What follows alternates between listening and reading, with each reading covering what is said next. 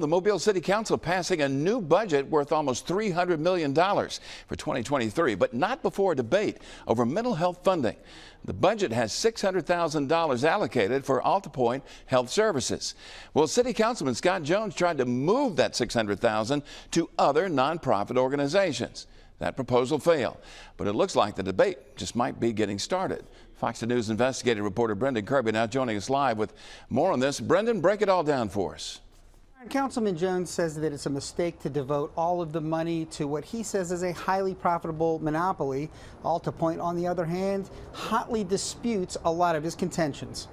The city of Mobile spends $600,000 on AltaPointe, mostly to compensate the system for evaluating patients sent by Mobile County Probate Court to East Point Hospital in Daphne. Councilman Scott Jones proposed moving that money to the city's Office of Resiliency to distribute to other organizations. But the council rejected that, with Councilman William Carroll and Joel Daves voting no, and council members Gina Gregory, C.J. Small, and Corey Penn abstaining. Councilman Jones then voted against the entire budget, the only council member to do so. He vowed not to give up. This is day one.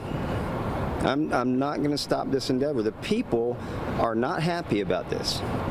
And the facts are going to come out. The facts have been hidden. Last week, AltaPointe doctors and other healthcare workers showed up in force at the council wearing white. Jones says it was an expensive show of force to oppose his bid, then to shave $200,000 from the city's contribution.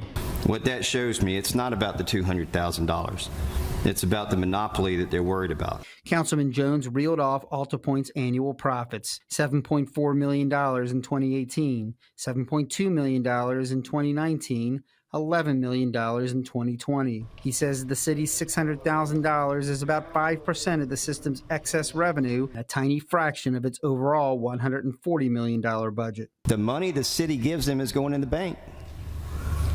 It's not being used for the services that we're providing. AltaPointe Chief Executive Officer Turk Schlesinger disputed the councilman's assertions. He says the annual profits are misleading because they're partly due to pension accounting. He also says the system constantly uses that money to repair damaged buildings and equipment. We're proud to have the best mental health system in this state right here in Mobile. And also nationally, AltaPointe is looked at as a national leader, one of the top 3 or 4 providers in the country. Schlesinger says that AltaPointe is doing more, not less.